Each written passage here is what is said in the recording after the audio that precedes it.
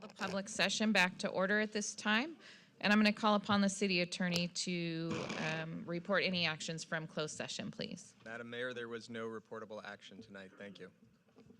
Thank you, sir. At this time, we'll have Mayor Pro Tem Bowen do the Pledge of Allegiance, and then Chaplain Ball will be giving our invocation for this evening.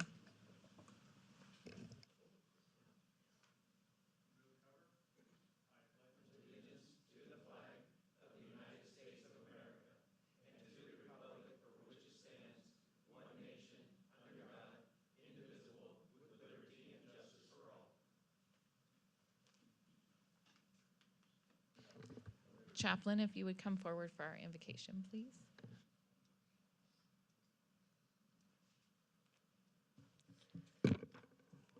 Good evening. How's everybody doing tonight? All right, let us pray. Blessed are you, Almighty and ever-living God.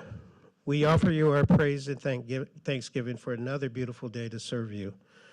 Grant our leaders of this council chambers divine wisdom and understanding to always seek truth and commitment to one another and never turn away from what is right.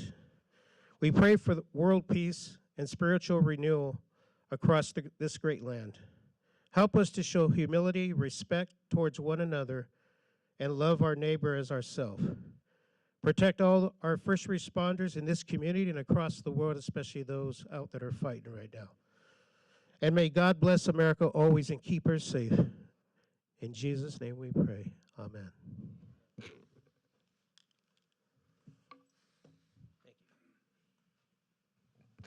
Thank you, Chaplain.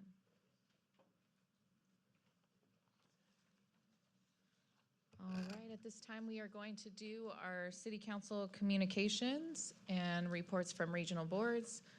Councilmember Bash.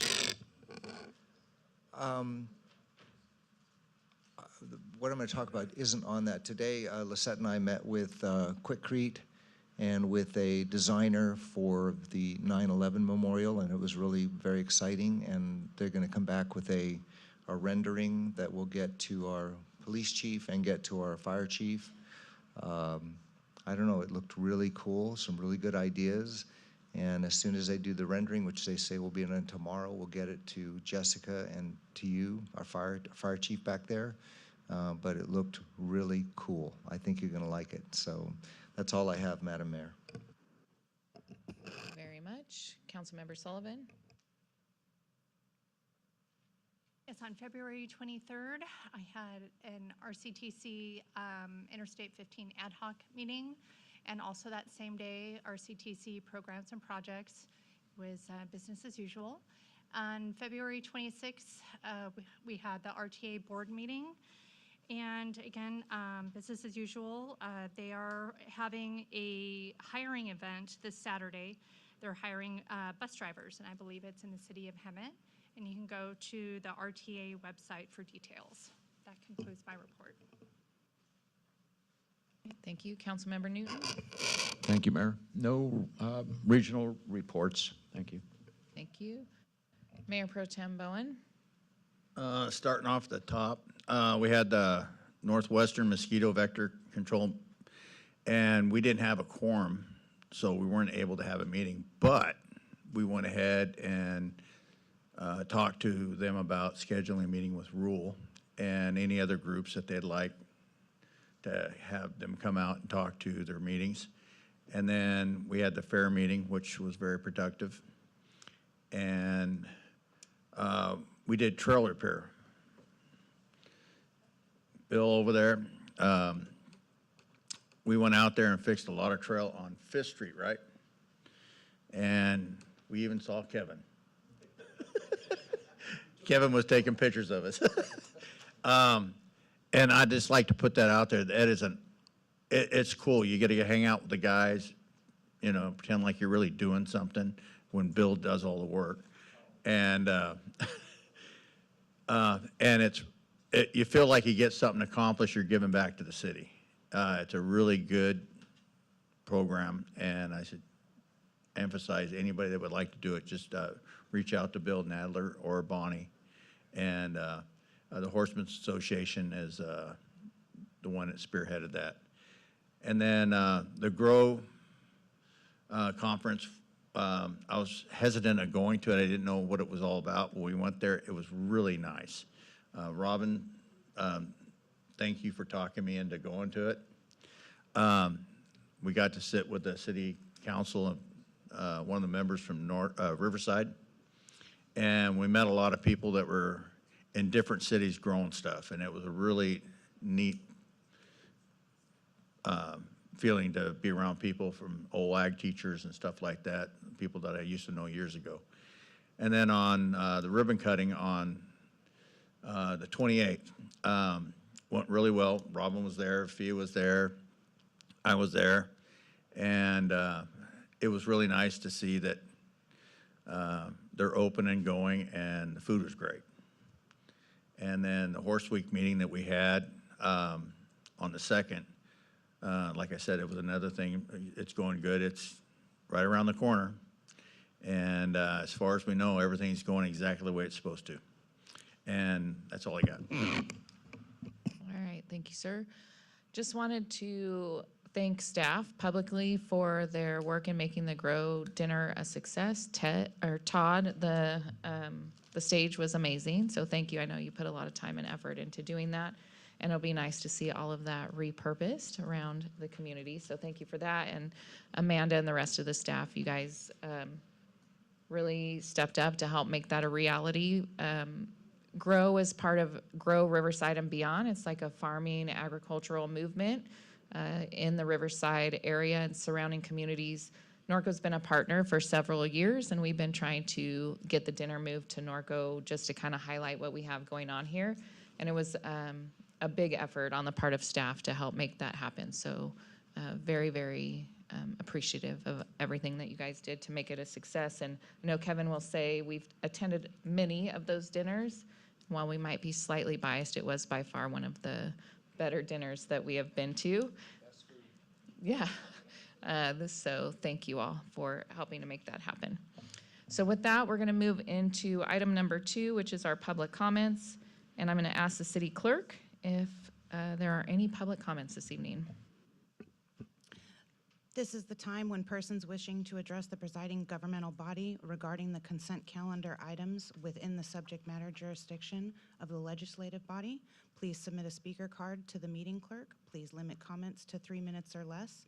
The Ralph M. Brown Act limits the governmental body's ability to respond to comments on non-agendized matters at the time that such comments are made. The governmental body shall not discuss or act relative to any general public comment. I have no public comments. Well, all right, no public comment. We will move on to item number 3, which is our consent calendar. So at this time, are there any members on the dais that wish to pull any items from the consent calendar? Mayor, item 3C. Any additional items to pull? Seeing none, I'll entertain a motion. Second.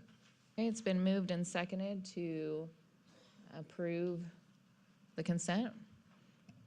We will have our vote. Give me 1 second to. Oops.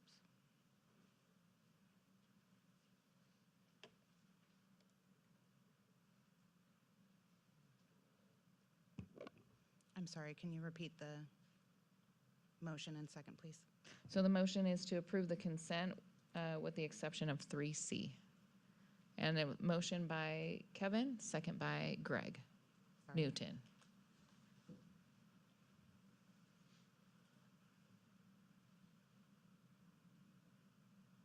I've sent for votes. Greg, is your computer up and running? Not in the right space. Hold on. We're good.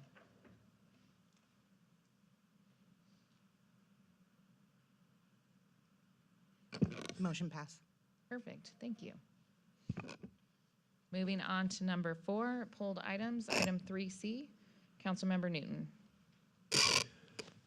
Thank you, Mayor.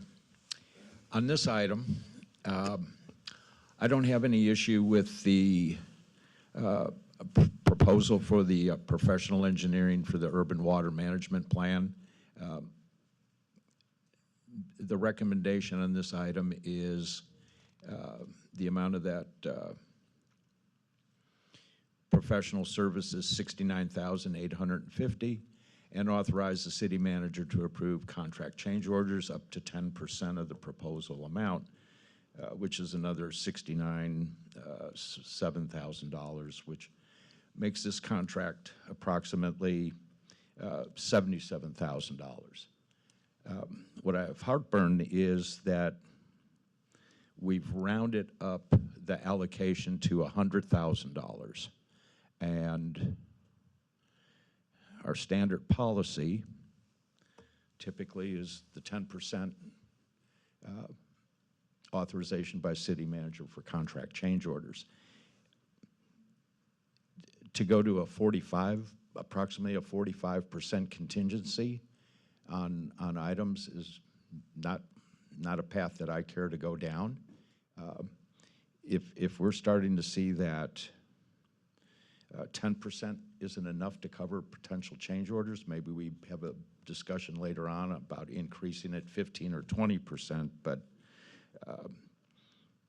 to increase this amount 45%, or since we're rounding up, 50% of the contract amount just doesn't make sense to me. Mayor, may I speak? Yes. Yeah, so we will only be limited to the 10% of a contract. So it's a Public Works Department contract. So once it comes past the 10%, we would need to come back to council for approval. The 100,000 appropriation in our mid-year budget was the estimate we were estimating at the time when Public Works Director was working with Finance to determine what the proposal will be coming back with, and it actually came under at the 70,000. So we will not be authorized to spend more than this contract amount on that contract. Okay, so in light of a further discussion that we're going to have, I think on like 5A, that $100,000 is shown in the proposed budget or budget adjustment. Yes, and that was at the time because this came in like right when the staff reports were due. So we're like, no, Okay. let's get it in there since we have it, not realizing that we had a, Okay. the 100,000. But yes, this contract cannot exceed the 10% without us coming back to council. Okay. And then I'm fine with that. And then we'll discuss it further on the next item. Yes, and in the next item, we could reduce that, Sure. to Okay. the different. All right. Contract amount plus 10% max. I'll make a motion to approve. Okay, it's been moved and seconded to approve item 3C. Sent for votes?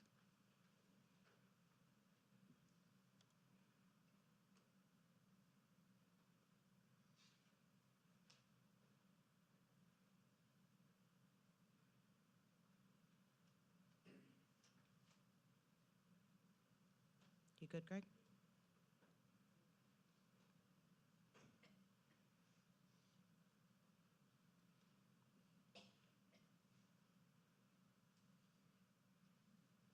Motion passes unanimous. All right, thank you very much. So we are going on to item number 5. At this time, I'm going to call upon the city clerk to just read the order of presentations, please.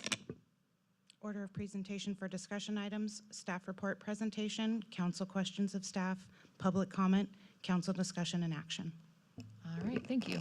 So item 5A this evening is our fiscal year 25-26 second quarter budget performance report with the proposed mid-year amendments. Is that Joshua? Yes, ma'am. All right, it's all yours.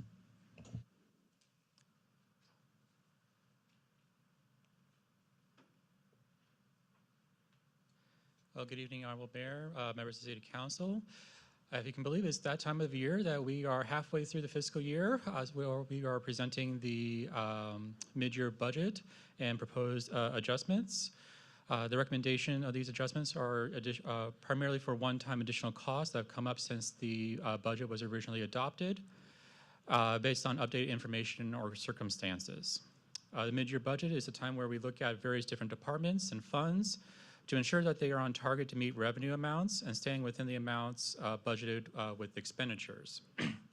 Overall, we are meeting our targets from originally adopted budgets. There are some recommended changes that are for a few areas that will be going into detail later in the presentation. But in general, highlight that the overall general fund revenues, we are proposing an increase of $42,000. General fund expenditures, an increase of $317,000 roughly. Measure R, proposing a $44,000 increase in expenditures. Gas tax, a negligible increase of approximately $1,800 for additional for reduction in revenues. SB1 road maintenance taxes for that one, a negligible increase of $6,100 of additional revenues. IT department expenses increasing by $60,000. Supplemental law enforcement revenues by $26,000, and finally the water fund expenses of $150,000. So within the general fund, there'll be a total net adjustments of approximately $275,000 between a $42,000 increase in general fund revenues to an increase in expenditures of $317,000. Our estimated fund balance is projected to end the fiscal year at $35.8 million. This is approximately $2.3 million higher than originally estimated due to the final audited fund balance from the last fiscal year. So we won't be depleting our fund balance more than what was originally proposed in the original budget. Uncommitted fund balance is projected to end at $21.3 million, which is overall a very healthy balanced even with all the various funded reserves that we have in place. So here I'll be going over in detail the relating adjustments to the general fund, specifically in revenues. Sales taxes are being proposed increase of $150,000. Based on the first half of the year, or approximately thereof, we are seeing an uptrend from the original estimates, from what the actual receipts that we are receiving, and also the estimates provided by our third-party consultant, HDL, from our original estimates. The other items relating to property taxes, other taxes, franchise fees, or property taxes in lieu, we are proposing no adjustments at this time. Community development fees, we are proposing a $100,000 decrease based on building permit activity for major projects that were anticipated have slowed down. So to be conservative, we are decreasing that to ensure that we have appropriate revenue balances going into the fiscal year. For the areas of intergovernmental fines and penalties and interest, we are proposing no adjustments. Other revenues, there are two items relating to this. Is $8,000 increase in contributions that were above and beyond what was originally estimated for State of the City of $7,000. But there will be a decrease into that within that category.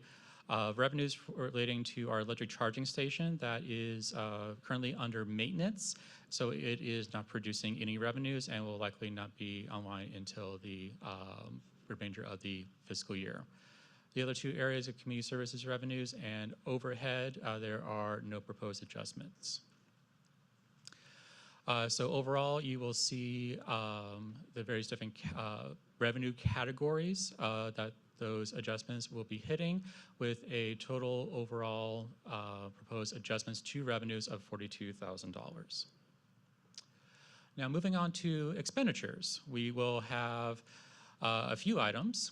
In the area relating to administration, we will have an increase of $42,000 for a few departments for mailing and legal advertising for the city clerk's department, community outreach and event expenses for communications.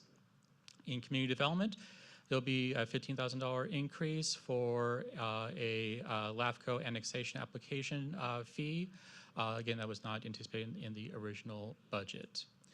Facilities and maintenance, this will be a few items of projects that were incurred into there, of a increase of a total of $61,000. So relating to fire sprinkler compliance inspection cost, AC compressor replacement for the senior center, the hot water heater at City Hall, and a Title VI plan that is required to be performed.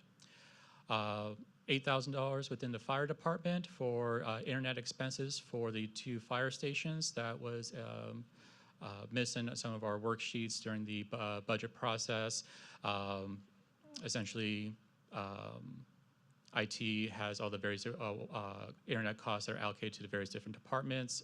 Those 2 have some dedicated lines that were just not included in that department. So it's just a, right now they have a 0 budget, which didn't quite make sense, so we corrected that.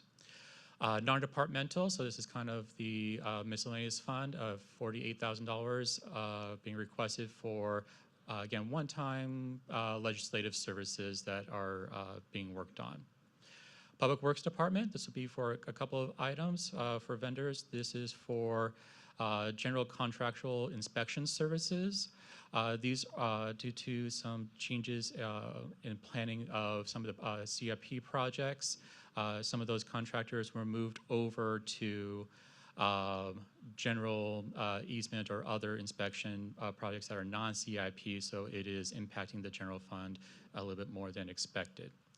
The Sheriff's Department, there was a riverbed homeless cleanup earlier in the year, so they are requesting $32,000 for actual expenses that were incurred as part of that cleanup effort.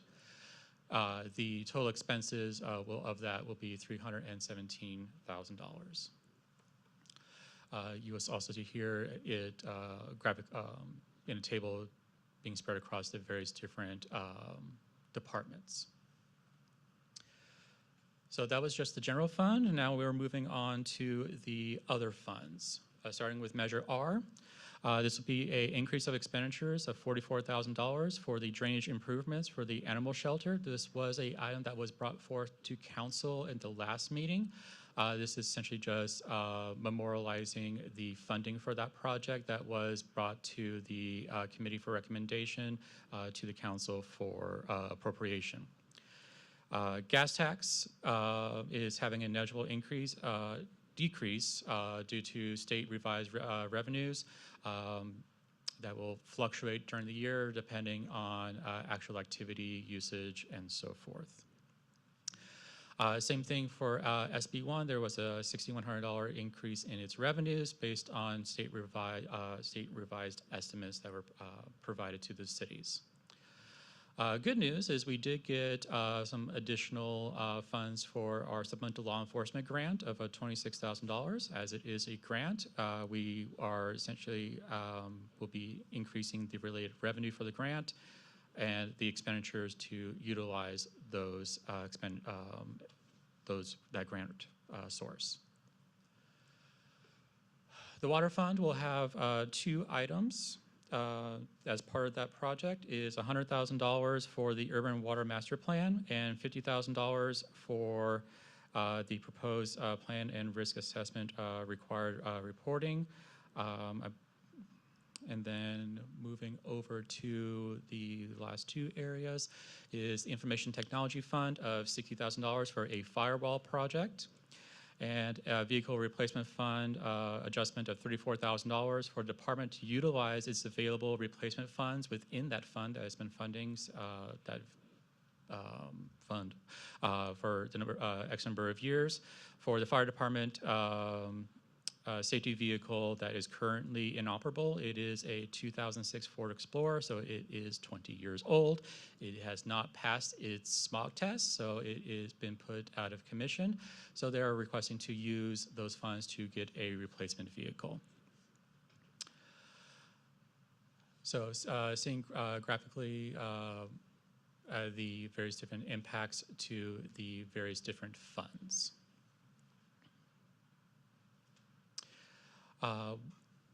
Personnel adjustments, we are requesting one change within my own department, finance, of changing a account clerk position to an accountant position. The monetary cost of this, due to kind of needs within the department, there'll be additional cost of a net additional cost for this to the general fund specifically of depending on the steps that we negotiate with the candidates, $9,500 to $11,600 to general fund, and then respective amounts to the enterprise funds. Within that department, there is sufficient budget savings within personnel due to vacancies within a few positions during the year to fund the difference going into that year.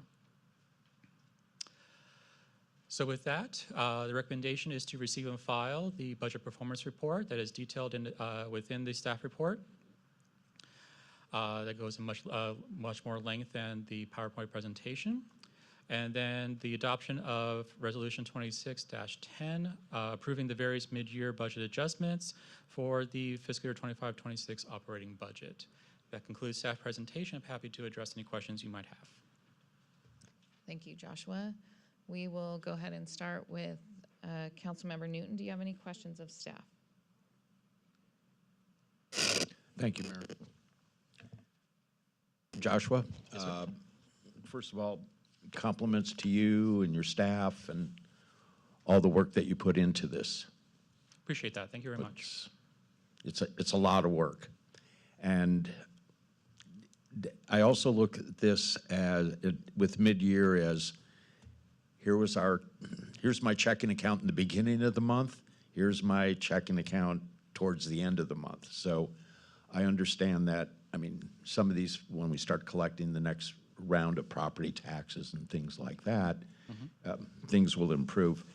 But the first question I had was on, and I'm trying to recall, a few months ago, we received, I think it was just an email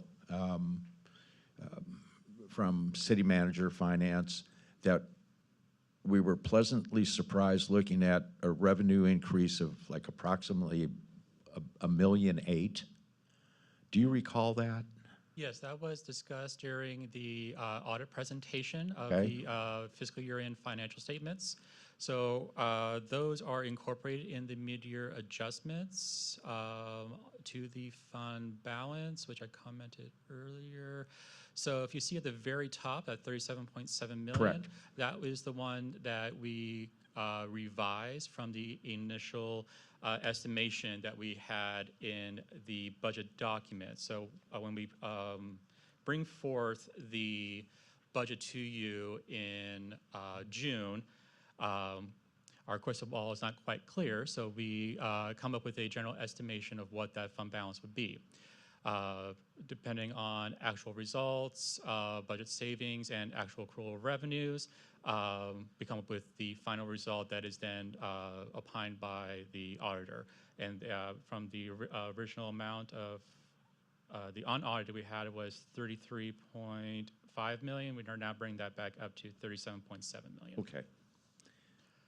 Yeah, I was Kind of a true I up. recalled that, but I couldn't figure out where that was showing up. Okay, so with that, and I did read the email today. There was a council question regarding the sheriff's expenditures and regarding like the motorcycle and things like that.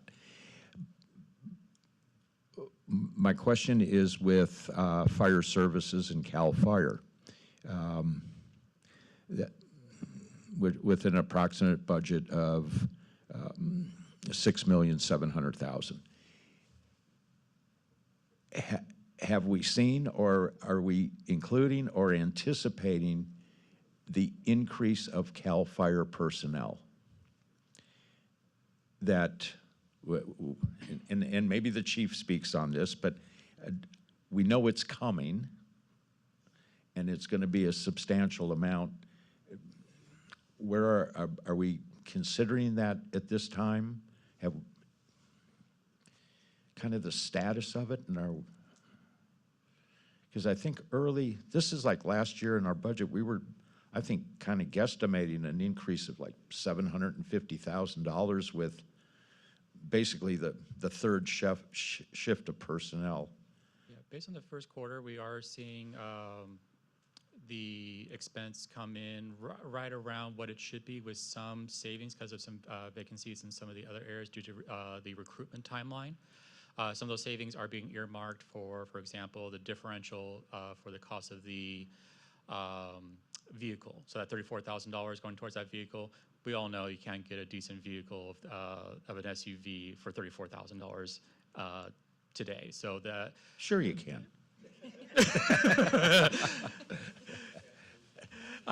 so some of those savings will go to cover some of that difference Okay. following our procurement protocols. All right. Yeah, this is the larger magnitude on the increase of personnel that we're going to have to absorb. I might And- have to have the chief speak to that. Evening, Good Chief. evening, Mayor, members of the City Council. Want me to speak You on that? understood my question? Yeah, Yep. and you've already bared the burden of that cost already, the 66-hour work week. Okay. So there might be a small percentage raise for this next coming year, but you've already, that cost has already been applied to the city. So what you see right now is what the budget is. Okay. So next year you may see a small increase. They will go into negotiations again at some point, and then we may see an increase from there. But right now, you've already, like I said, had that cost applied to the city. If that All makes right. sense. Okay. I believe that Yep. that started in November. Yeah, that was November of last year is when Okay. that 66-hour work week went, and that applied to this fiscal year we're in now. All That right. makes So then sense. we're tracking, okay, and we don't have any Yeah. big unknown surprises in No. the wings? No. No, Okay. we've seen the first quarter, and it's coming in around the percentage. Okay, so we're tracking fine on that? Yes. Okay. Thank you, Chief. No worries. And then just I have a question for facilities, and just because I don't want Todd to feel lonely. And just going over the facilities budget, try to find it here real quick, but it was just a couple of line items, and you may or may not have the answer. But there was one just called HVAC, and my question is that, and it was $900,000. Is that the HVAC project for Station 47?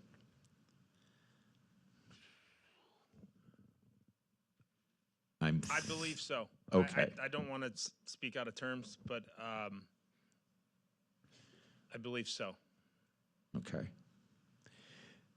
And I know it hasn't been presented to us yet, but preliminary, those you had the bid opening on that? And they were,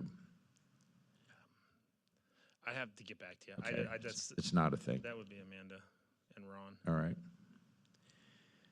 That was my largest one on facilities, because it just said HVAC. Yeah. It didn't have like 4757 or City Hall or anything like that. 47 has been The one? our big Okay. push.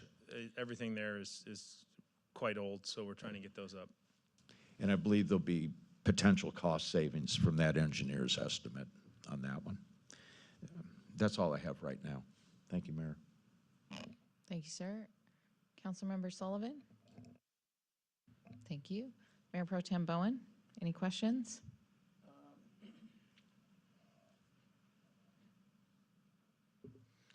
Yeah, on the meeting that we had earlier this week about NART, now, were you able to look into whether that's in our contract? Well, we do have a current NARP budget, but we're not recommending any adjustments to that at this time for mid-year. Yeah, and that was for fire. I mean, did you look at our contract and make sure that's in our contract to be able to? Oh, no, I haven't had a chance Okay. to do that. Well, that, Councilmember Bash? All right, very good. Then we are going to Go ahead and open the public comment. Are there any public comments on this item? I have no cards. Thank you. Then we will bring it back to council for discussion and action. Any discussion? Councilmember Newton.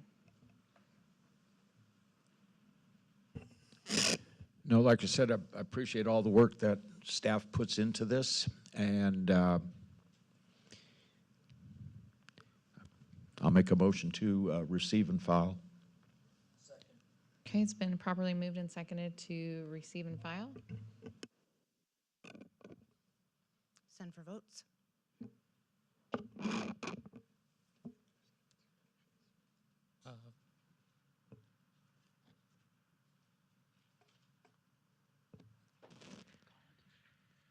Motion passes unanimous. All right, thank you very much. Moving There's on. one more action, Madam Mayor. Oh, the adoption of the resolution. Thank you, Colin, for keeping me on the straight and narrow. I will move to adopt Resolution 2026-10. Pick who you want on that one, Lacey.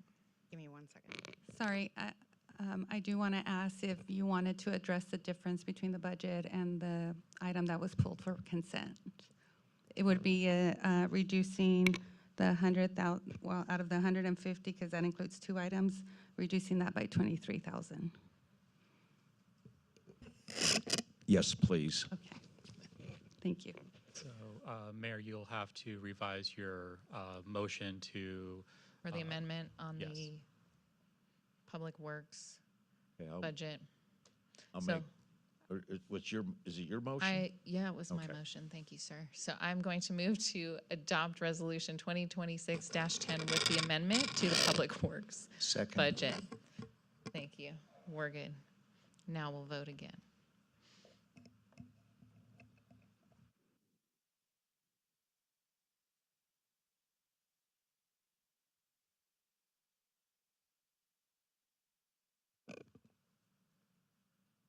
And I've sent for votes.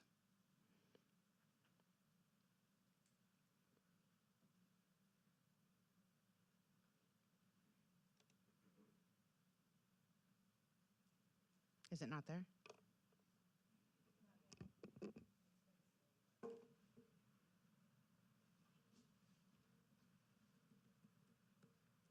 Do you want me to just take a roll call? Okay. Yeah. Member Sullivan? Member Newton? Member Bash? Yes. Mayor Pro Tem Bowen? Mayor Grudmeyer? Yes. Motion passes unanimous. Thank you very much.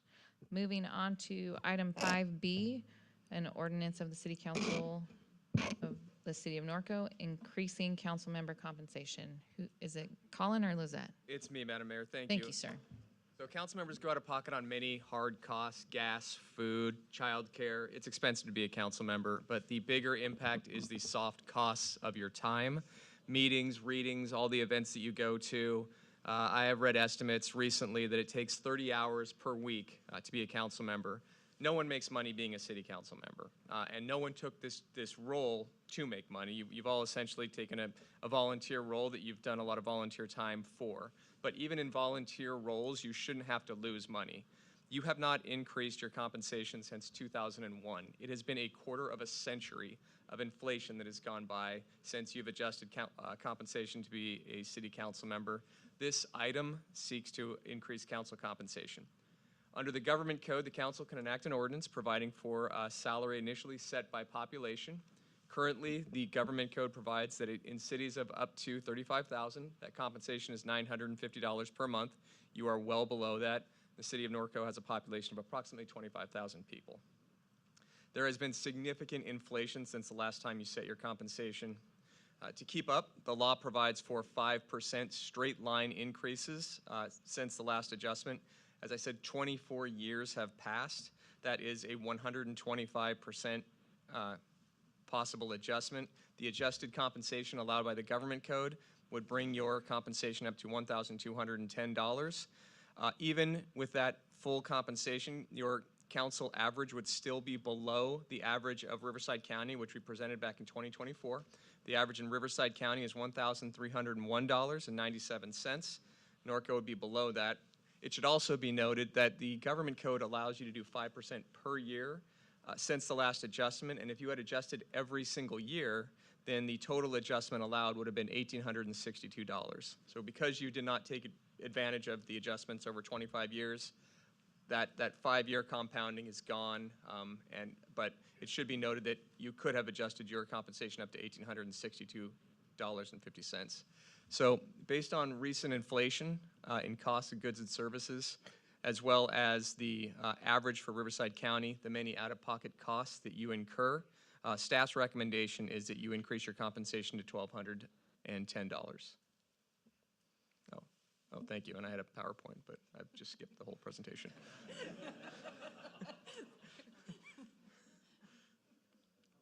There you go.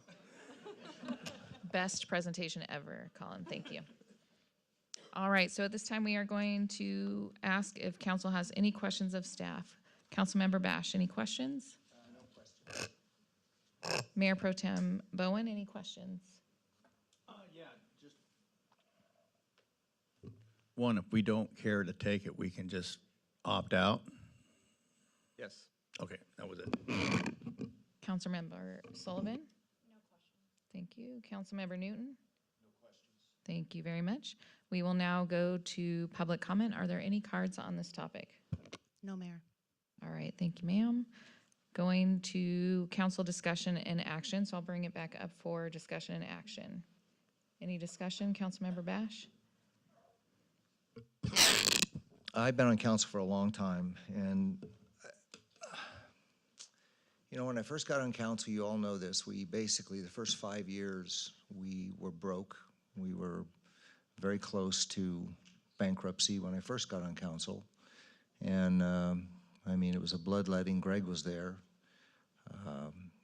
We let go, 50-some employees. And if we flew someplace, we paid for our own ticket. If we drove someplace, we drove our own cars because we just didn't have the money. And so as we look for people we no longer have to do that, but at the same time, there are things that you have to do as a council person. Like, for example, we got the $4 million to put in the sound wall. And the way that happens is you have to get a vote. And the way you get that vote is at WRCOG. You have 18 cities and some other agencies.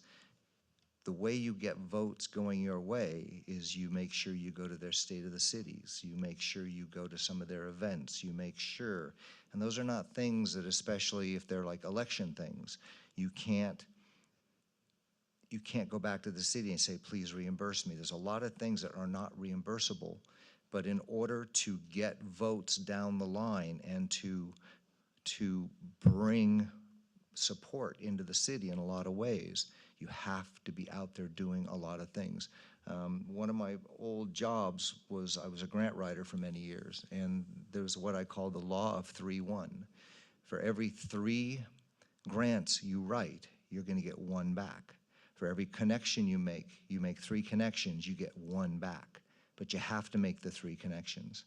So my big concern, though, is as we begin to segue into new councils, we really need to have, I don't want to necessarily say younger people, but I would like to see people that have kids. I'd like to see people that have horses, have animals. And so, for example, let's say you go to the SCAG conference, 3 days. Well, you're going to have somebody take care of your horses, have somebody take care of your animals. If you have children, there's maybe daycare issues you have to take care of. But what's important about that is it means that just by doing those things, having those kids in Cub Scouts, Boy Scouts, whatever it is, you're connected to the community, which I believe is absolutely critical to being an effective council. Right now, we actually have an incredibly connected council. I mean, every single person here is involved in different aspects of the community. Youth sports, Horse Week, the FFA program, the construction. I mean, every one of us is going to multiple events. And when we're doing that, we're all also, I think all but one are still working. And so it takes a lot of time to do this job. And what I'm hoping, and again, Greg made a good point, we don't have to accept this, but maybe the next person may be the greatest council person ever. They have a life, so maybe they don't run for council. And so I just think that the reason I brought this back is it would give the option for somebody that can't afford to run for council but would be a great asset. And so that's why I brought this back. It wouldn't even take effect until next year after the election. And I just think that I can remember when I first got on council, Herb Higgins, the old council member, used to say, well, we're just volunteers. Not anymore. We are not just volunteers. This is literally a full-time job if you do it right. And I think right now we're actually blessed that we have 5 people sitting here who take this very seriously as a full-time job. I don't think most people have any idea the kinds of things that we have to do. I mean, the huge monster is Sacramento, who we're fighting all the time. But you add the RTRP, you add sewage problems, you add, trying to create a program to help to protect through growing food, to protect our large lots, historic overlays. There's 1,000 things that we're having to juggle every single day. Like, for instance, today I received 15 calls from residents, and not one of them lasted less than 20 minutes. So basically, those are the kind of things that we need to cover. And what I'm hoping is the next person that sits in this seat is going to take it as seriously as Robin takes it, Fia takes it, Greg takes it. Because we are, in the city of Norco, we're doing, and I keep saying this, we are doing the impossible. There's a reason why Chino, Urupa Valley, Eastvale are being paved over, because eventually you have councils. Now, part of it is Sacramento's making you do this, but they sell out. And people have no clue what it's taken generation after generation after generation to protect these large lots. Because let's face it, as we always say, you have a mile of road, and a mile of road, whether you have 60 houses on it or 20, still costs $1 million.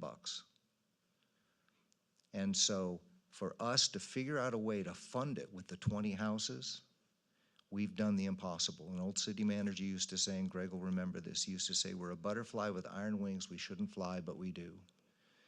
And we've not only figured out a way to protect this, we've put things in place to protect us, which people don't always understand. If you're not in this historic overlay, you basically are wide open to any kind of development that Sacramento chooses to shove down your throat. People don't believe it because the biggest problem we have is people don't believe it. So that's why I really think that at least put this as a placeholder. I don't know how many people will do it, but that next generation coming up, I think that they're gonna need that help. So if they have to go to an event and the city won't cover it, they go to the event in order to get some return. And as a city our size, if we don't have these big cities in our corner, we are screwed. We have to have friends in order for us to survive. And that's all I have, Madam Mayor. Thank you for the time. Thank you. Mayor Pro Tem Bowen, any discussion? Councilmember Sullivan, any discussion? Councilmember Newton, any discussion? Discussion and comment, maybe a little bit under a different lens, but similar, that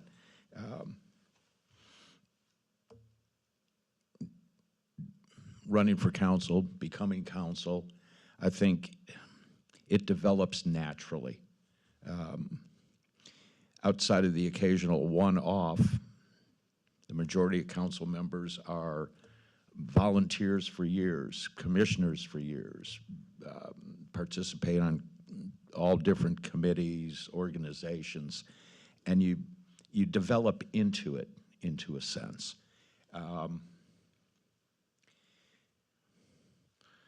mean, straightforward. Our hourly rate is $3.17 an hour. Well, there are some nights that I've gone home going, I could do much better hanging out a window and asking you if you wanted fries, okay?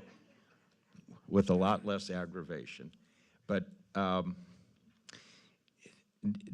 I agree with you. on that, Kevin. I mean, we all use our own vehicles. Even though we have city phones, we use our personal phones more. In just trying to recall some things, if Kevin, you and I probably are the only ones that know this, but years ago with the senior breakfast with Rose Eldridge, and they ran out of money. 3 people chipped up to keep that program going. Don't know which 3. But then, you know, you take all of that. Just one last thing on,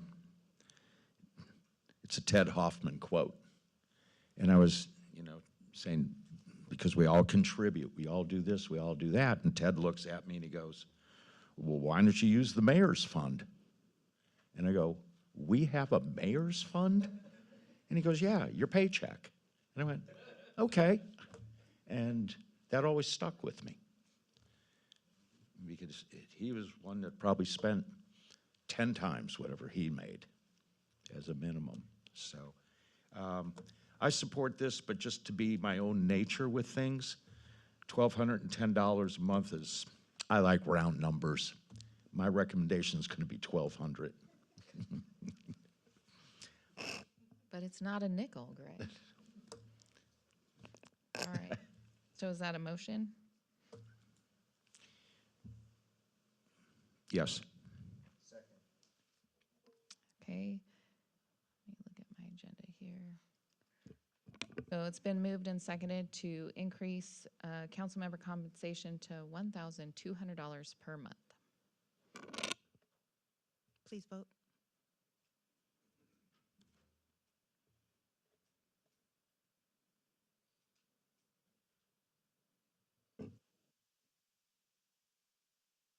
Motion passed unanimous.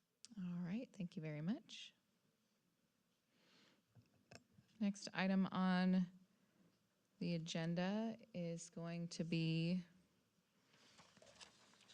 our reconsideration of a motion, and I will call upon Colby for this. Yes, thank you, Madam Mayor and Council. Colby Cataldi, Director of Community Development. Item 5C before you today is the Bluff Street Annexation 27. It includes the General Plan Amendment 2023-01 and Zone Change 2023-01. On February 18th, 2026, the City Council directed staff to present a staff report at a future City Council meeting to consider a motion to reconsider prior approvals for Annexation 27, including both the GPA and the zone change. On July 16th in 2025, the City Council adopted Resolution 2025-51, approving the Annexation 27 and authorizing the initiation of subsequent application for annexation with Riverside LAFCO. A couple options before Council today include direct staff to agendize a public hearing at a future City Council meeting for reconsideration of Annexation 27, or direct staff to proceed with the Annexation 27 as adopted on July 16th, 2025, and proceed with the LAFCO annexation application process. That concludes staff's presentation, and we're here for any questions. Perfect, thank you. Councilmember Newton, any questions? No questions. Perfect. Councilmember Sullivan, any questions? Mayor Pro Tem Bowen, any questions? None. Councilmember Bash? Okay, I do not have any questions. Do we have any comments? I have no speaker cards, Mayor. Okay, thank you. I'll bring it back for discussion. So I'll go ahead and start since I asked for this to be agendized. So when the hearing was taking place in July, I was on the meeting remotely from a conference I was at in Los Angeles. And participating in that hearing remotely, you can hear, but I don't think you get the full experience, right, when you're just listening to a meeting and participating remotely. So I'll give that as point number one. Point number two, the residents from that area have reached out several times to discuss the annexation and moving forward. During that time, I've asked several questions questions regarding emergency services in the area, clarification on moving from septic to sewer, lots of things, and staff has been very accommodating and helpful in answering those questions, and oftentimes I would get the answers to the questions, those would lead to additional questions. And so with that said, my motion to reconsider is because I would like to, one, give the residents one more opportunity to speak publicly as they feel their rights regarding the potential annexation have been somewhat limited, and they are correct because it's a streamlined process on the LAFCO side. So there would not be a public hearing by LAFCO for the annexation. And then the second reason is because I think I would like to have more discussions on some of the answers and discussion items I have brought up with staff in a public format. So that's why I did the motion to reconsider, which is what we're voting on tonight, essentially. Other discussion, Councilmember Bash. Is that a motion? I mean, if we're going to reconsider it, then we have to have public comment, but we already had that. So if that's a motion, I will second it. So the motion to reconsider would be, yeah, we'd have to notice again, have the public hearing, do all the things. So yes. Yeah, if that's what you'd like to do, I will second that. Okay, so I move to reconsider. Can we have a second? Under discussion. Sure. Okay. So, and Mayor, I appreciate you including me in reaching out and meeting with members of the community that were affected by this. I will concur with you that one question that we would ask would lead to 10 more questions. I think I'm questioned out, okay? The residents that we met with have been nothing more than gracious, polite, understanding, and I appreciate all staff's work in this because, like I said, one question would lead to 3, 4 more, and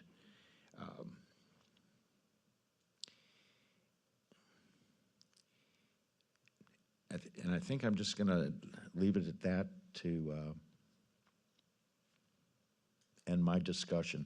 Very good. Any other discussion before the vote? Works. I love to have them in our city, but the undue burden we're putting on them by making them pay for the sewer laterals going into. Okay, I'm going to stop you right there. We can't discuss that. We can only discuss whether or not we bring it back to hear it again. We can't discuss anything else other than that. Okay. So if Then you no want to other talk about that questions. stuff, you have to vote in favor of the motion. Sorry. So I have a motion by Mayor Gardner, and I had a second from Member Bash. Correct. I've sent for votes.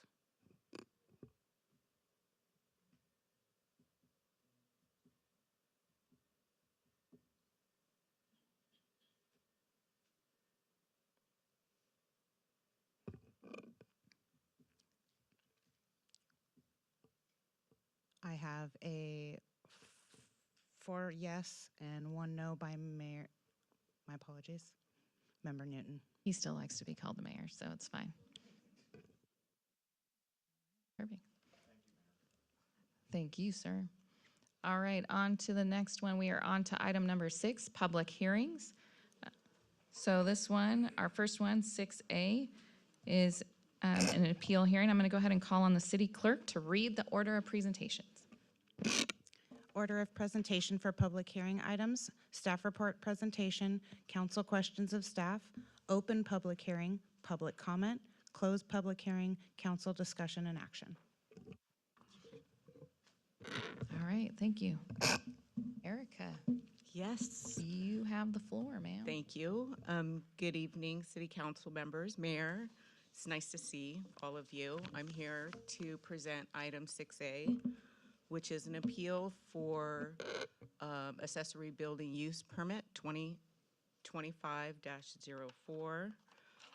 This is a city council appeal of the Planning Commission approval of the accessory permit, which was a request for a 1,000 square foot large vehicle garage with an additional attached 392 square foot shop area at a lower level at a property located at 4077 Temescal Avenue. I'm so sorry. The site is located in the A120 zone. Here is an aerial view of the site. The lot is approximately 27,000 square feet of land, and the proposed structure would be kind of in the middle. I think it's about 30 feet back from the existing house. Summary of the appeal is that the Planning Commission heard testimony on January 14th, 2026 at the Planning Commission hearing and did approve the accessory building use permit. January 21st, 2026 at the City Council member, the item was pulled and the request was appealed. Some notable items. The lot did have a couple code cases in the past. Those 2 code cases were closed. The existing structures that are on the site, specifically those 2 little structures in the back, which are about, I believe, 240 square feet, they are permitted. They do have building permits. And the concrete, the hardscape that's on the lot.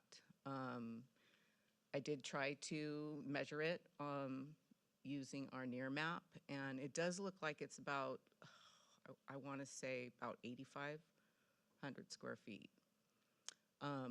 We did have opposition to the request that came out after the public notices were sent out. We received 4 letters of opposition, and at the public hearing, we did have 2 speakers that spoke at the hearing, and they were both in opposition.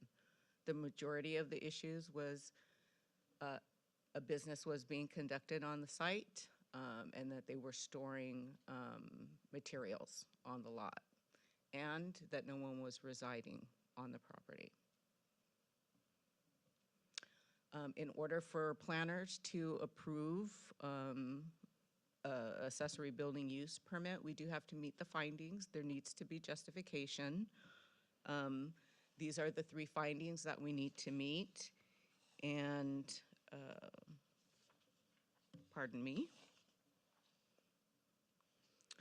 The request does need to be consistent with the general plan, the zoning, and protect the open animal keeping area of the lot. The request can't adversely or negatively affect the surrounding properties, and cannot cause any runoff or drainage impacts. The last finding is the CEQA requirement, and this one is an infill development, so there should be no environmental assessment.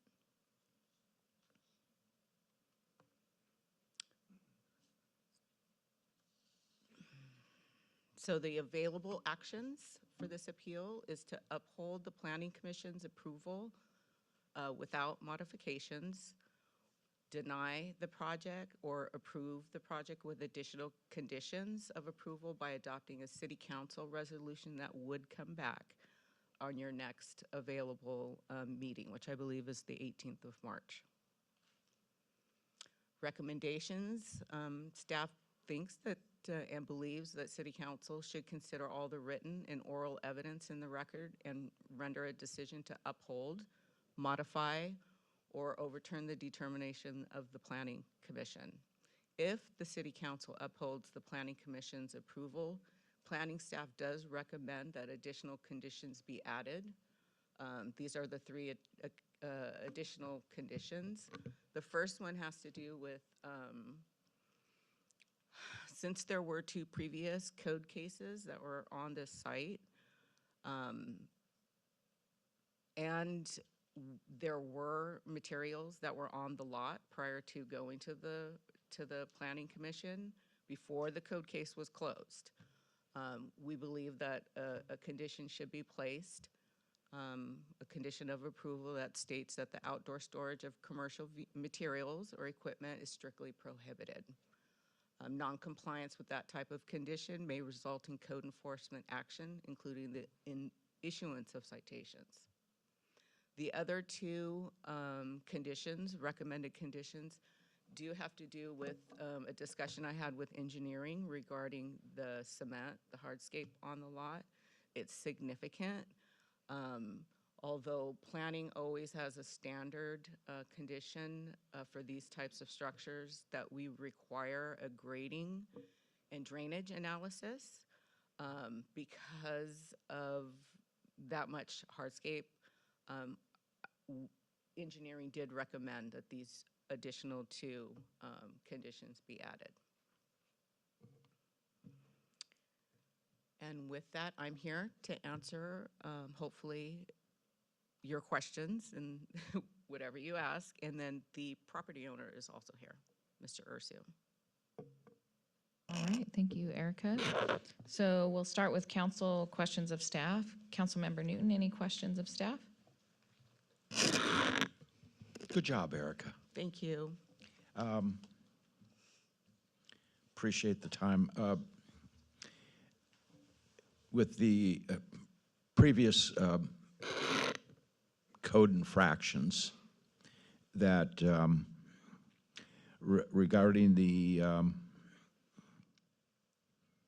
installation of more than 5,000 square feet of impervious or impermeable surface, does that still remain open as a code case?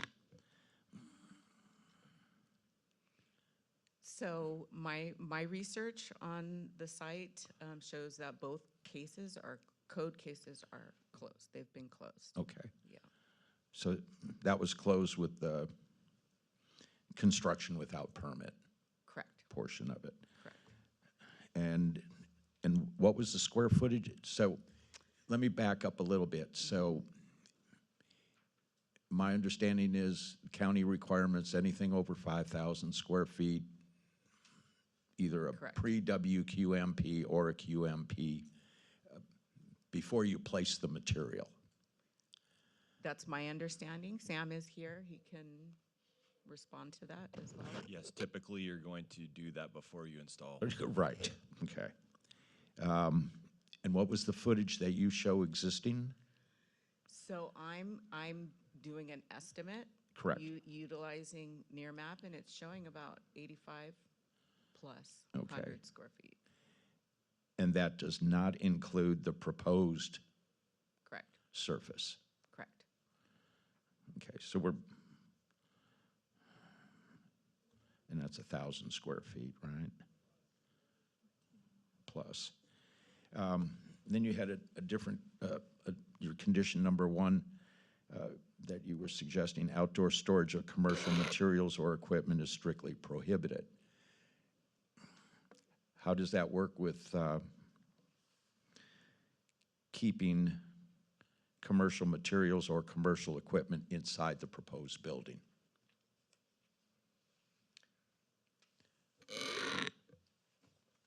Or is Well, that whole? that's someone being tricky.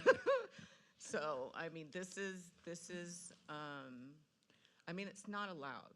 Okay. You know, residents should be paying attention to the rules and abiding by codes. Okay.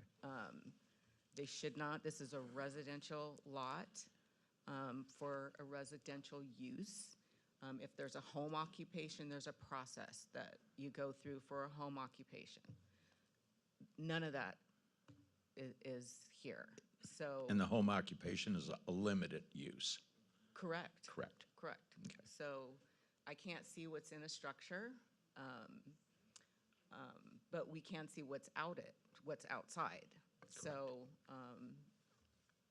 this is the best I can come up with. I don't know if Colin can look at it and make it better, or you No, guys can make it your better. answer is sufficient for me. Yeah. Okay. Yeah, Thank you, Eric. You're welcome. Councilmember Sullivan, questions of staff? No questions at this time. Okay, thank you. Mayor Pro Tem Bowen, any questions of staff? Going on to count, where it says that you'll write up that they have to adhere to our city ordinances. But you're gonna write that up in the contract, that's kind of given in it. I mean, everybody has to abide by city ordinances, so that's kind of redundant. Correct. Okay. That's a standard condition anyway. I think it would be in our- wise to just give them, say, here's what our city ordinance is, you need to abide by this, instead of putting it in a contract. That's kind of, I don't know, seems weird. It's like, but as far as, and going to the building, can you go back to the lot? Sure.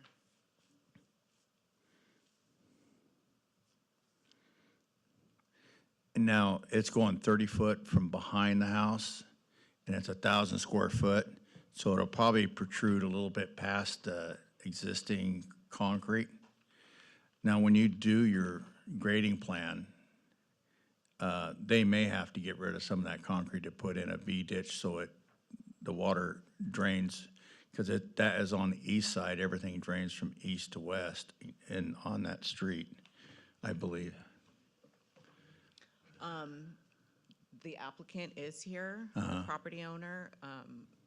He can speak to, you know, if. Yeah, he's that would be gonna something lift for up. the Yeah. engineer to, He would still, like I said, planning automatically has a standard condition regarding analysis of drainage. We have to be careful of that, so that would still stay whether he Yeah. takes the cement up or not. that's part of that. Right. Do you think, I don't have the square footage by looking at it, I'd, like you, I'd be guessing. And what was the square footage again they're allowed to have for hardscape, concrete flat work? I believe it's 5,000 or less. 5,000? Does not, Okay. That was it. Councilmember Bash? So if they're non-compliant, one, how do you find out if they're in violation? So that's someone filing a code case. So a neighbor, Yeah. something like that? Yeah. And then if they are out of compliance, do they tear down the building? No. That's all I have, thank you. Very good. At this time, I'm going to go ahead and open the public hearing. Are there any cards? I do have cards. Thank you, ma'am. Jamie McCauley.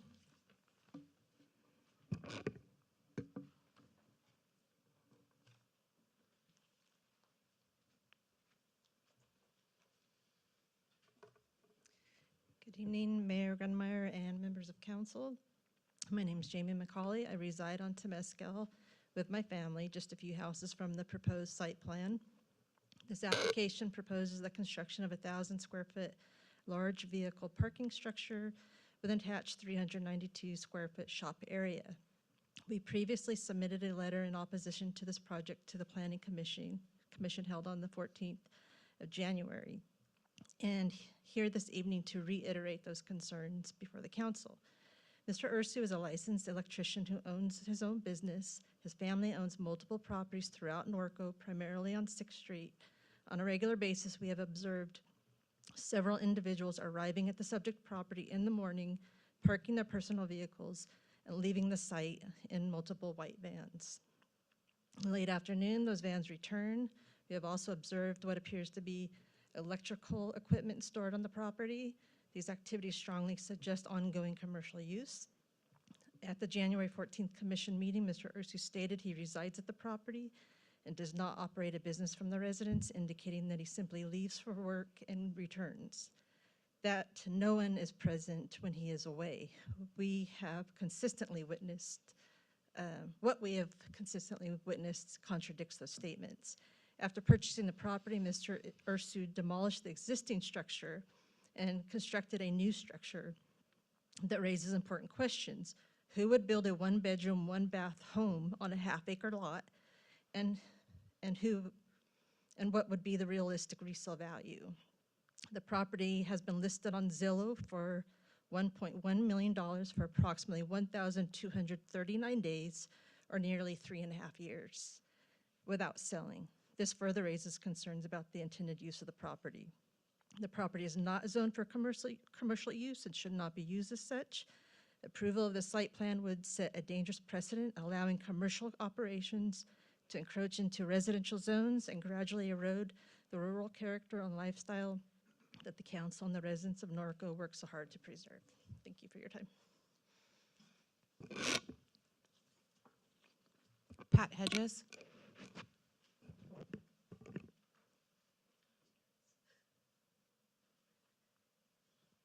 Hello, everyone. I'm going to read what I wrote. Thank you for re-examining this agenda item. As you know, I had to recuse myself when it came to the Planning Commission because I live directly next door.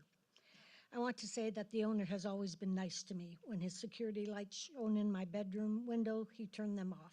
When 2 of his employees were street racing down our newly created street, he talked to them and it stopped. That being said, the property is being used for a commercial property, C4, certainly not A120. He poured $50,000 worth of concrete, his comments to me, on about half of the property, installed 2 electric gates for traffic to circulate. He has 4 outbuildings that contain commercial electrical supplies. No one lives there. People come in around at 7 and leave their cars and get into white vans, commercial vans, and leave for the day. I think the house is being used as an office dispatching place. They return around 5, get into their cars, leave the vans, and leave. He has installed Christmas lights, house lights, to make it appear occupied. The 1 van is parked in front of the house so no one can see inside. He said at the PC meeting that he lives there but travels a lot, so is seldom home. Not true. I actually think it's highly unlikely that a man who has 2 other residences, a wife and children, would live in a 600-square-foot house by himself. No one lives there. On the weekends, sometimes the vans are used, but evenings and most weekends, it's devoid of life. Allowing this quote-unquote RV garage and workshop would only contribute to his business and be additional warehouse for his supplies. It will drive down my and my neighbor's property values and make another A120 lot to be lost to our town. Please don't allow this. Thank you.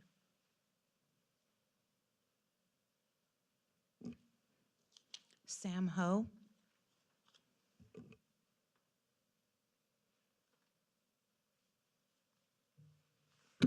Hello, good evening. Hello, Mayor. I don't have to say any much. These guys said it all. I live basically 2 houses down. I have 3 younger kids, and I would like to have neighbors, not a business as the neighbors. I don't mind a small business run outside a house if and only if he lives there full-time with families, kids, build community around my property. I don't mind that, but no one's there. My kids run around, we walk the whole street, we don't see anybody other than the gates closed. So yeah, please don't approve it. I oppose this. Thank you. I have no further speaker cards. All right, thank you very much. At this time, I'm going to close the public hearing and bring it back to the council for discussion and action. So, Councilmember Newton.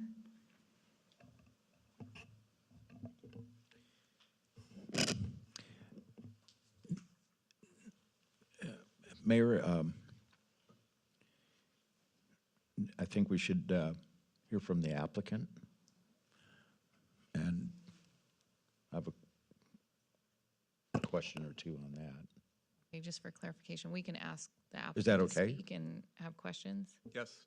Okay, And we're not reopening the public hearing, we're just giving the applicant a chance to speak. okay, perfect. The applicant can come up to the, Good evening. Good evening. I wanted to ask you, you heard the public testimony. Do you have any comments or concerns? I do. So I'm actually wanting to build this garage, like I said. I'm expanding the front house. My architect didn't make it out tonight, but I'm expanding the front house. I'm actually gonna build a junior ADU and an ADU in the back of this property. So this property is definitely gonna be used as a residential property, okay? Now, if I drive my van there, I park my van there, that's where I store my van. I don't see any problem with this. I take care of all my property tax, I take care of everything I do. I keep it very quiet and very clean. I feel like my neighbor here is invading my privacy by telling me, oh, Christmas lights are on, the light turns on at this time, turns the lights off at this time. They know about how many properties I have. I feel like my privacy is violated by my neighbor.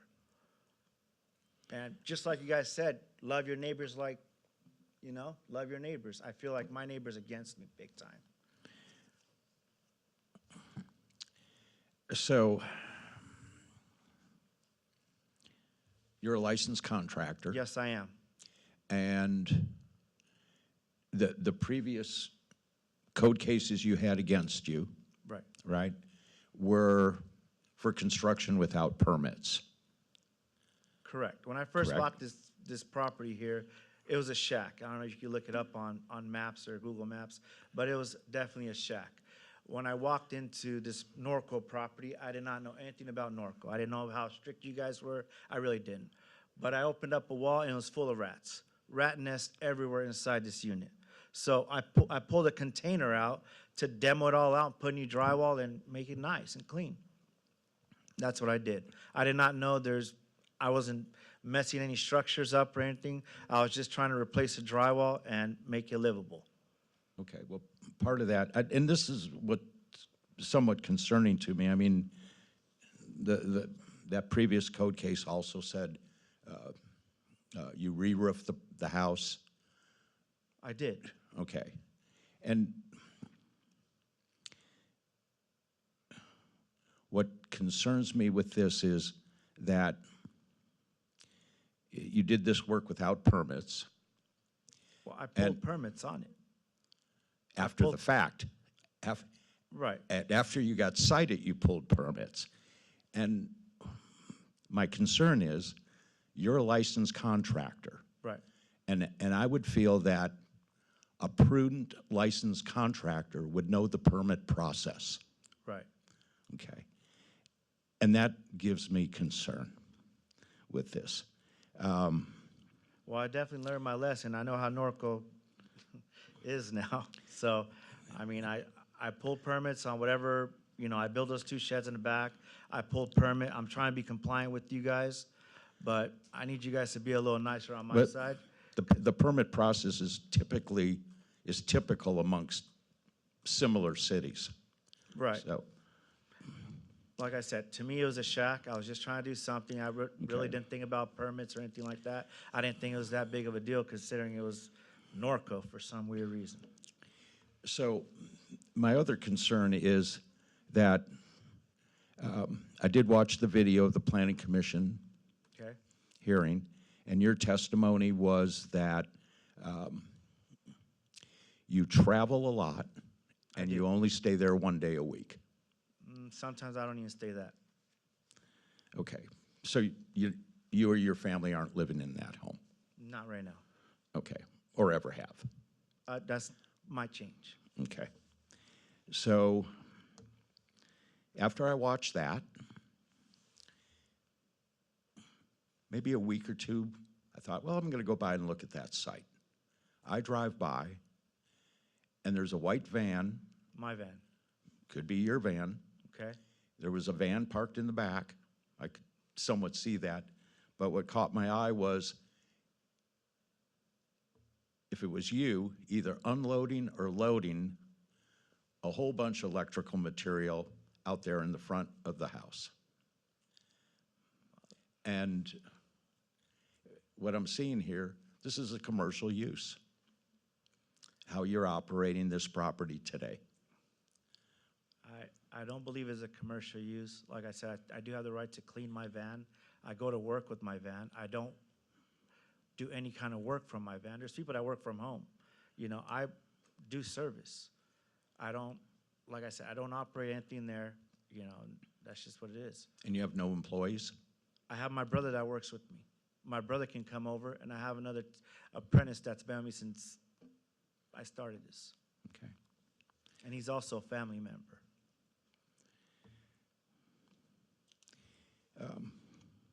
I don't have any more questions for the applicant. Does any other council members have questions for the applicant?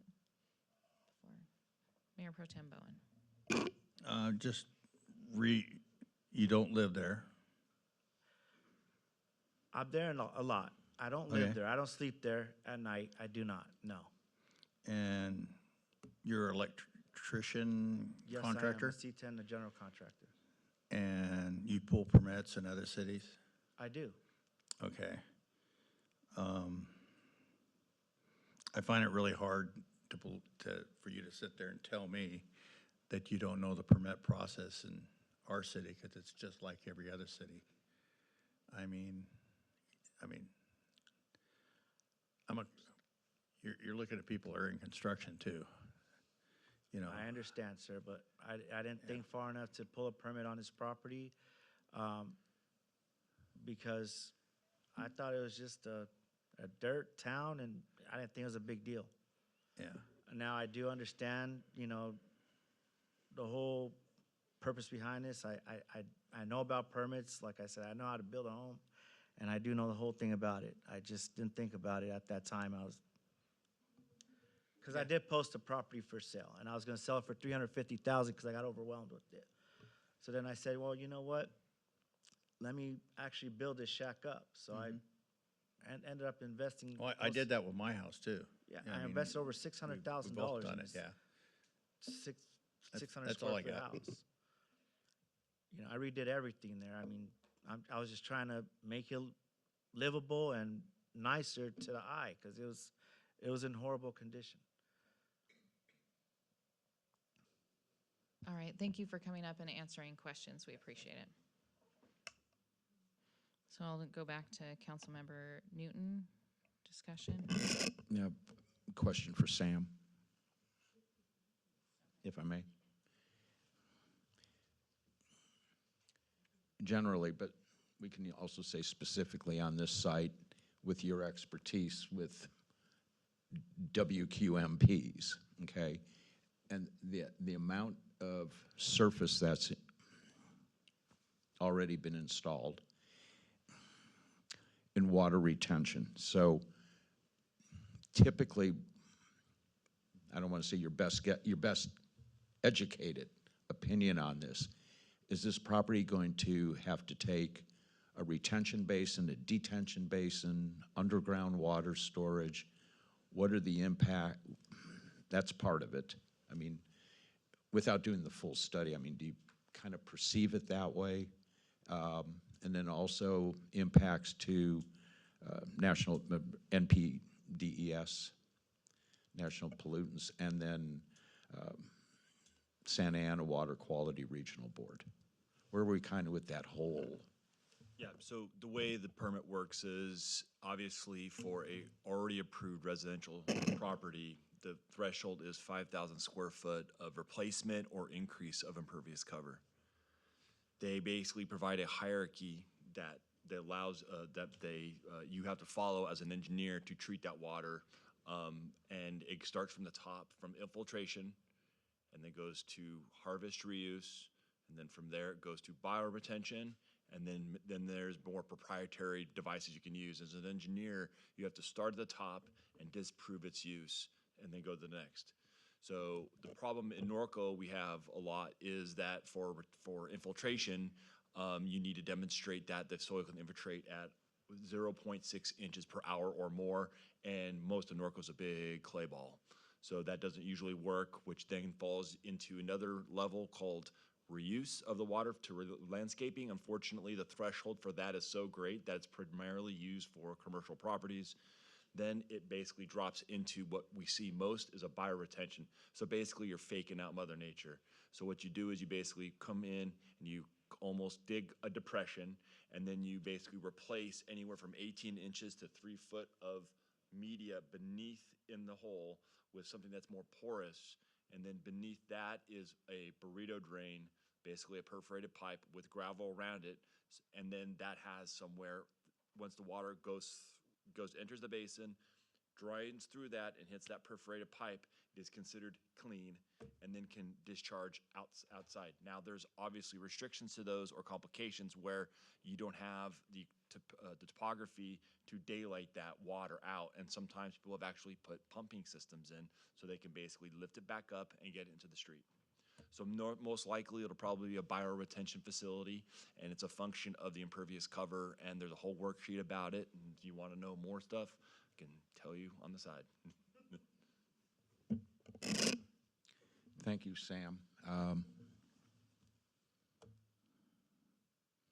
So our materials we deal with we're primarily a clay town. Yes, there are some Okay. areas that are sandy. Not specifically a dirt town. Correct. Okay, thank you.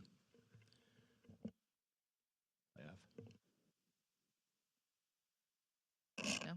Okay. Councilmember Sullivan, discussion?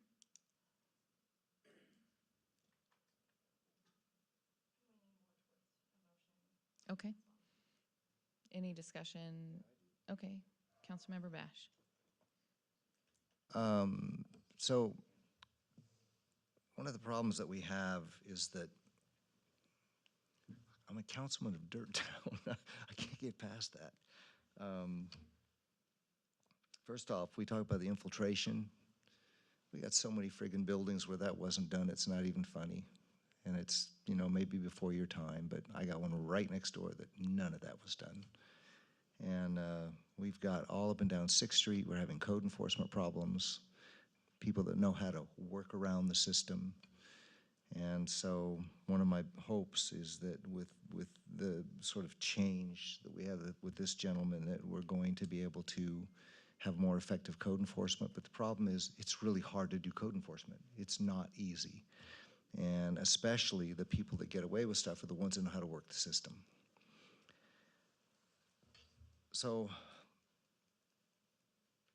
I have a lot of things taken out of my hands now in terms of protecting neighborhoods.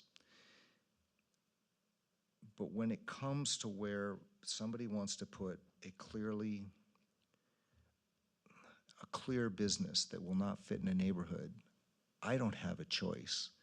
I have to say no, and especially if there's already been non-compliance, and especially, and no offense to the gentleman, when you actually stand in front of people that have given years to try to protect the town and build the town and make it someplace where people want to live. And by the way, it's the 3rd richest city per capita in terms of income, literally in Riverside County. So we're hardly a dirt town, but that's probably not the language you should probably use in front of us. Also, when you talk about going to build a junior ADU and an ADU, you can add the junior ADU to the house. You can't build it in the back.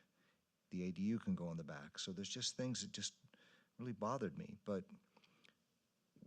what I would like to see is some respect. Just a little respect for the town. And we've now had a bunch of neighbors that have said, you don't live in the house and you're unloading stuff. And yes, you have the right to clean your truck, but I'm the son of a contractor. He's a contractor. He's a contractor. And we know BS when we see it. So just have some respect for your neighbors and for us. And if you don't like our town, there's the door. So anyway, I'm ready for a motion.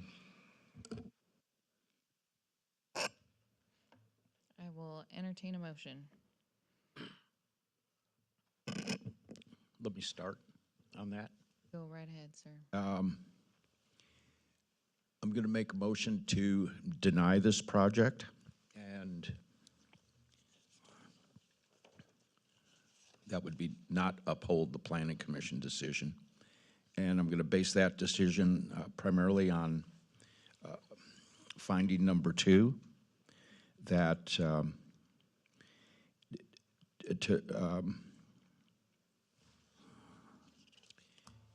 on a second. Well, the first part was on the drainage, that the findings said this would not incur significant drainage. As it is today, yes, but with modification and conditions, the drainage could be dealt with.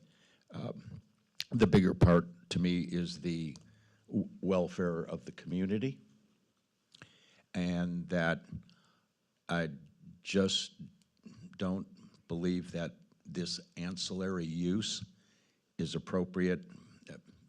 It's not for a residential neighborhood. So that's my reasoning specifically to that finding number 2. Motion to deny. Second.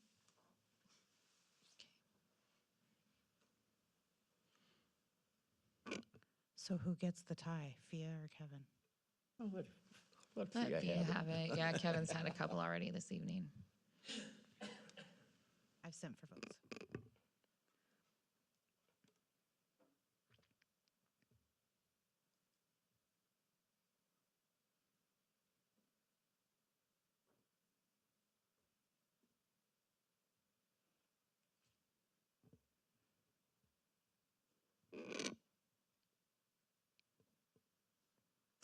Motion passes unanimous.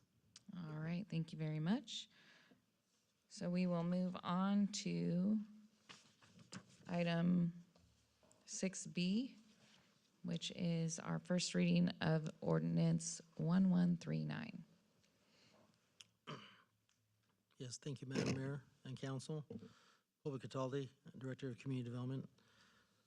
Item 6B is a city-initiated zoning code text amendment to Title 18, Chapter 18.59 for boarding houses and group homes, and Chapter 18.02 definitions, updating and clarifying the provisions for compliance with state law and the city's housing element. This amendment will continue the process of implementing housing element goals, policies, and actions, including goal number 2, to remove or reduce constraints to the development of housing. Action 2.9, update the city's zoning code to allow group homes serving 7 or more persons to be conditionally permitted within zones that allow residential uses. Additionally, the city will apply objective development standards for the conditional provision of group homes. The amendments to chapters 18.59 and 18.02 will clarify definitions of group homes, rooming house or boarding house, and small and large state licensed residential care facilities. It will specify the permitted locations for boarding houses, small group homes, parolee probationer homes, and large state licensed residential care facilities. The project is exempt from CEQA review pursuant to the common sense exemption in CEQA guidelines section 15601B3. This ordinance amendment will not result in any physical impact on the environment. Findings for Resolution 2026-04. The proposed zoning code amendment is intended to implement housing element goal number 2 and action 2.9 as mentioned earlier. The amendment will help to implement the city's desire to preserve the quality and character of residential neighborhoods while ensuring compliance with federal and state housing laws. And 3, the amendment will not be detrimental to the public convenience, health, safety, or general welfare of the city because the amendment will increase compatibility of boarding houses, group homes, and residential care facilities in residential zones. Staff's recommendation today is to introduce ordinance number 1139, approving zoning code amendment 2026-01. City staff is here to answer any questions along with legal counsel as they were instrumental in developing the ordinance. All right, thank you for the report. Councilmember Bash, any questions of staff? No questions. Thank you very much. Long time coming. I really appreciate you putting this together. Mayor Pro Tem Bowen, any questions of staff? None. Councilmember Sullivan, questions of staff? Councilmember Newton? Thank you. So at this time, I'm going to go ahead and open the public hearing. Madam Clerk, are there any cards? I have no speaker cards. Thank you. I will close the public hearing and bring it back to the council for discussion and action. Motion to approve. Madam Mayor, can I read title? Yes, please. Ordinance number 1139, an ordinance of the City Council of the City of Norco, California, amending section 18204 and chapter 1859 of Title 18 zoning of the Norco Municipal Code, regulating boarding houses and group homes, and finding this ordinance to be exempt from CEQA review pursuant to CEQA guideline 15061B3. And this is a charter matter that requires a 4/5 vote. I've sent for votes. Please vote.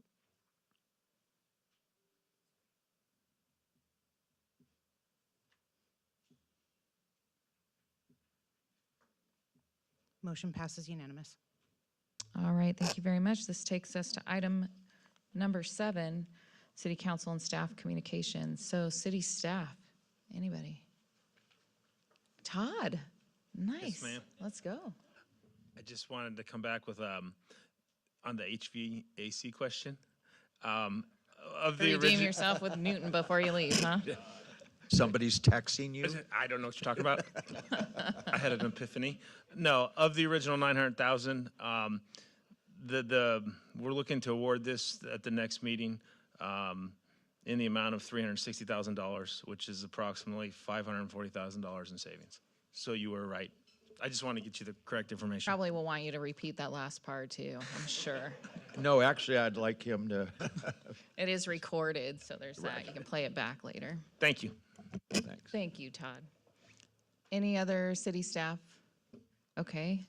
City attorney, No reports, Mayor. Thank you. city manager. Public safety. Anything in the back?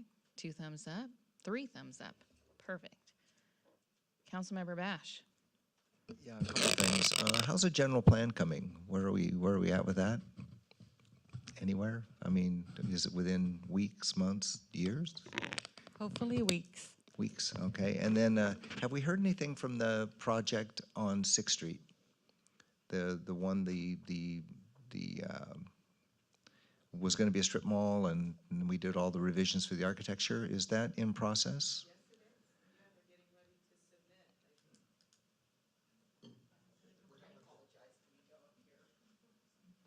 We have to get you on the official recording, Erica. So I did speak with them, I believe, a couple weeks ago, and they are getting all their documents together to submit. Wow, that's Yeah, really neat. So it's a yeah. beautiful project. Yeah, thank you, Kelly. Kelly, well, I'm gonna Yeah. point out Kelly, but Kelly, you did yeoman's work on that. Yeah, I Thank agree. you. Yeah. In fact, the whole staff did, so I'm gonna be really proud of that. And speaking of proud, I kind of have to gild the lily a little bit. I was so proud of the Grow dinner. I mean, and I was so happy I voted right. But for that barn, I mean, it was so impressive. The food was, I mean, trust me when I tell you, the food at the other ones like sucked. And, but I did nothing. I showed up. Amanda, Robin, Todd, I guess you were told to decorate the stage. The band was sensational. I mean, from the high school. I mean, I was so proud of our facility and so proud of our staff. And, you know, I feel like our staff even had a good time. So I just want to thank you all really from the bottom of my heart. I mean, I know we're just a dirt town, but I'm getting all kinds of texts.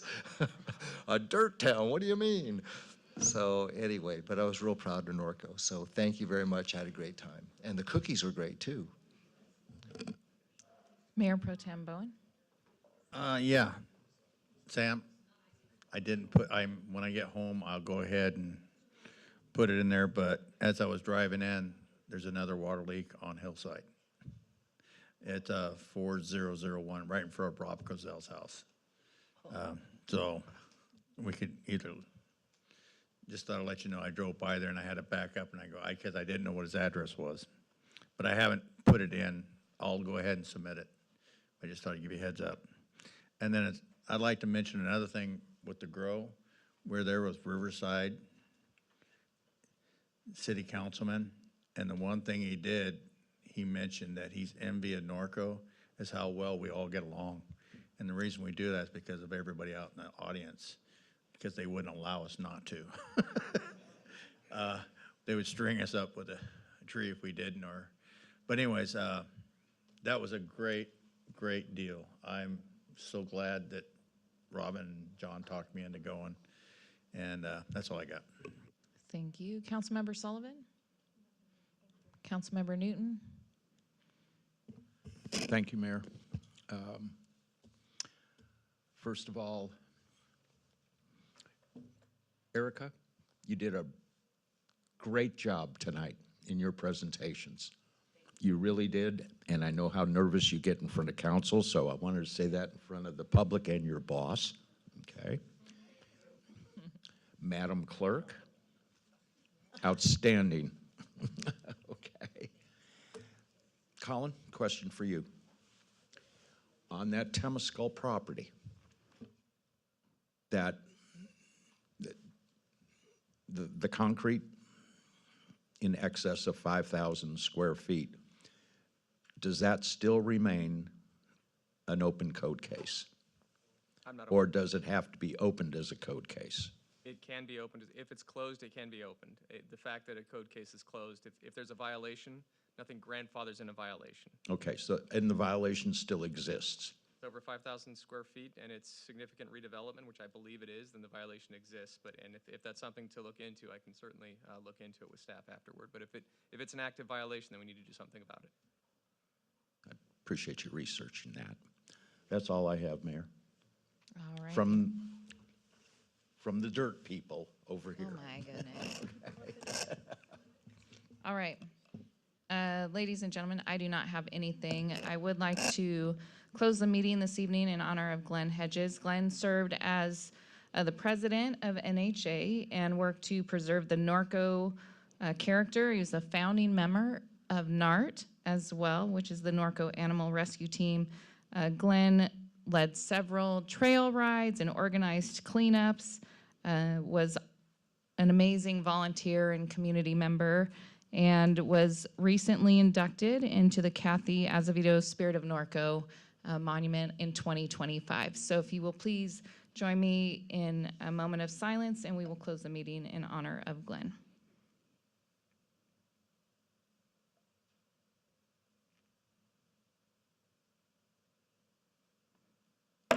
Meeting is adjourned.